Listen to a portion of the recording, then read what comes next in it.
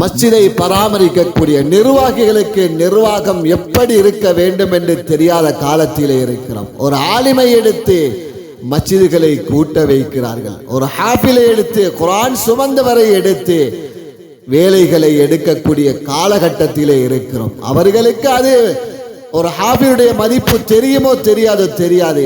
ஆனாலும் ஹாஃபிலை எவ்வாறு நாம் வழி நடத்த வேண்டும் என்பதை மறந்தவர்களாக இருக்கிறார்கள். அண்மையிலே நான் ஒரு நோட்டீஸை பார்த்திருந்தேன். ஒரு ஹாஃபிலை மஸ்ஜிதுக்கு கேட்டிருக்கிறார்கள். அந்த ஹாஃபில் எவ்வாறு இருக்க வேண்டும் என்ற தகமைகளையும் போட்டிருக்கிறார்கள். அவர்கள் தொழுவிக்க வேண்டும், குர்ஆன் மதரசா செய்ய வேண்டும், அதோடு அவர் சுத்தமாக பள்ளியை கூட்ட வேண்டும் என்று போட்டிருக்கிறார்கள். இதை போட்டவர்கள் எவ்வாறு போட்டார்களோ தெரியாது. சுப்ஹானல்லாஹ், ஒரு ஆலிமுடைய மதிப்பு தெரியாத காலம், ஒரு ஹாஃபியுடைய மதிப்பு தெரியாத காலம். அவரை எப்படி நாம் அவரோடு நடந்து கொள்ள வேண்டும் என்பதை புரியாதவர்களாக இத்தனை நிர்வாகிகள் பள்ளியை நிர்வாகம் செய்து கொண்டிருக்கிறார்கள். அல்லாஹ் நம் அனைவரையும் பாதுகாக்க வேண்டும்.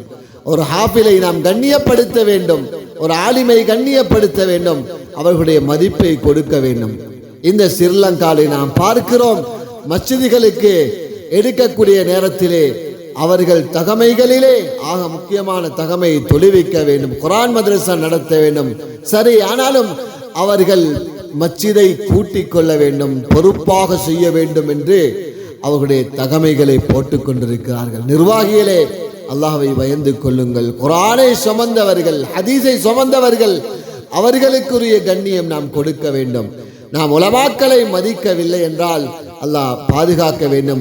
உலகத்திலே அல்லாஹ் எங்களை கேவலப்படுத்துவான், உலகத்திலே அல்லாஹ் எங்களை கஷ்டப்படுத்துவான் என்பதை நாம் மறந்துவிடக் கூடாது. அதனால் ஹாஃபிலுடைய மதிப்பை நாம் அவர்களுக்கு கொடுக்க வேண்டும், ஆலிமுடைய மதிப்பை அவர்களுக்கு நாம் கொடுக்க வேண்டும். சகோதரர்களே, இதை மறந்து உலகத்திலே வாழ்ந்து விடாதீர்கள்.